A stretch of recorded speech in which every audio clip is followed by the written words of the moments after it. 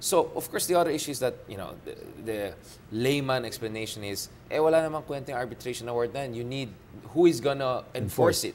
Yet, if you actually follow China, legal argument, internal debates, even diplomatic statements, parang they are not mentioning 9-dash line anymore, right? And I remember last year, they tried to push a new doctrine called Forsha doctrine, right? Whereby, sige, tanggapin natin yung bawat mga land features in the isla, but together, if you put them together, they're kind of like an archipelagic feature that can generate easy.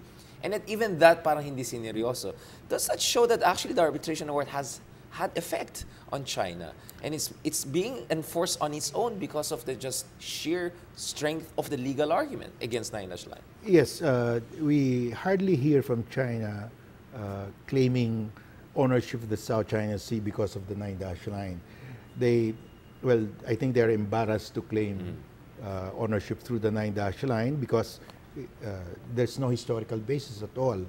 And they have thought of the Forshas, Pratas, Paracels, the Spratlys and Scarborough Shoal, that's including Macclesfield Bank, generate their own EEZ. But the tribunal said there's no island in the Spratlys that could generate an EEZ. And in the Macclesfield Bank is totally submerged. There's no island there. The only island is Scarborough Shoal, but it's very far. Right, very far. And the tribunal said Scarborough Shoal is just a rock with 12 nautical miles. Right. So they are groping for some justification, and they could not find any. But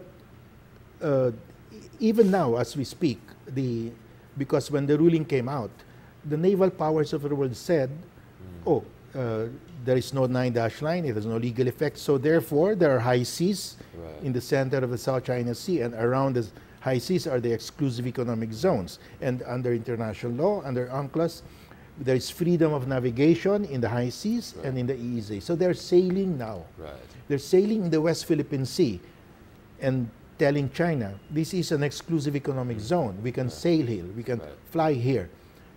We benefit from that because in the exclusive economic zone, the resources there can be exploited only by the adjacent coastal state. And there's only one adjacent coastal state in the West Philippine Sea. That's the Philippines, because there are high seas between China and the Philippines.